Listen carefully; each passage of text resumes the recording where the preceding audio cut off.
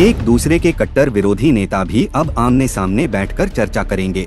विधानसभा की कमेटियों में इस बार कई विरोधी नेताओं को एक ही कमेटी में मेंबर बनाकर नई चर्चा छेड़ दी है। विधानसभा स्पीकर वासुदेव देवनानी ने 15 अलग अलग कमेटियों में विधायकों को सभापति और मेंबर बनाने की मंजूरी दी है।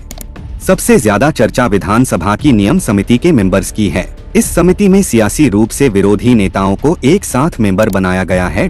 इसमें पूर्व सीएम अशोक गहलोत, वसुंधरा राजे, पूर्व deputy CM Sachin Pilot, RLP विधायक हनुमान बेनीवाल को मेंबर बनाया है। विधानसभा स्पीकर वासुदेव देवनानी इस समिति के सभापति।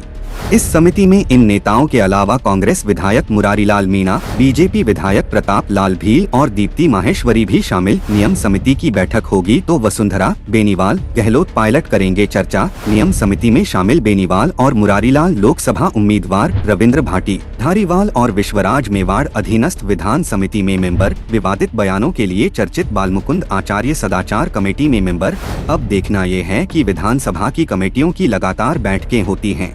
हर साल इन कमेटियों की रिपोर्ट तैयार होती है। कमेटी की बैठक में शामिल होने पर हर नेता को भत्ता मिलता है। नियम समिति में शामिल हनुमान बेनीवाल और वसुंधरा राजे के बीच सियासी तल्खी जगजाहिर है। बेनीवाल तो यहाँ तक कहते हैं कि 15 साल में वसुंधरा राजे से कभी बातचीत तक नहीं हुई। गहलोत और पायलट भी कांग्रेस की बैठकों के अलावा नहीं मिलते हैं। नियम समिति में कुल 8 नेता हैं। जब बैठक होगी तो ये विरोधी नेताओं के आपस में मिलने और चर्चा करने का मंच होगा। कम मेंबर होने की वजह से आपस में चर्चा करने का मौका मिलेगा। यह अलग बात है कि कई बार कमेटी की बैठकों में नेता गैरहाजिर रह जाते हैं। अब नियम समिति की बैठक पर हर किसी की निगाह रहेगी। लोकसभा चुनावों के रिजल्ट के बाद नियम समिति की पहली बैठक होगी।